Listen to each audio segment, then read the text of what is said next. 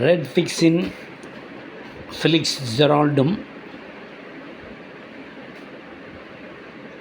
சவுக்கு மீடியாவின் சவுக்கு சங்கர் இவர்கள் 2 பேரும்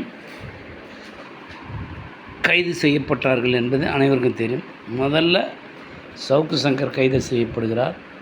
நேற்றுக்கு டெல்லியில் ஃபெலிக்ஸ் ஜெரால்டு கைது செய்யப்படுகிறார். பட் இதுக்கு நடுவில் சவுக்கு சங்கர் அவர்களை நேற்று குண்டா சட்டத்தில் போட்டிருக்காங்க. குண்டா சட்டன்றது எல்லாருக்கும் தெரியும், 1 வருஷன்றது. 2 பேருமே பேட்டி ஃபெலிக்ஸ் ஜெரால்டு அடிக்கடி சவுக்கு சங்கரை பேட்டி எடுப்பார். இது யூடியூப் சேனலில் இருக்கிற அவங்களுடைய ஃபாலோவர்ஸுக்கு எல்லாருக்கும் மகிழ்ச்சியாக இருந்தது. ஆனால் இப்போ 2 பேருமே உள்ளே இருக்காங்கன்னு போது இனிமேல் அந்த இடத்த யார் நிரப்ப போகிறாங்கன்னு தெரில. அவங்களுடைய ஃபாலோவர்ஸ் எல்லாருக்குமே மன கஷ்டம்தான். எனக்கும்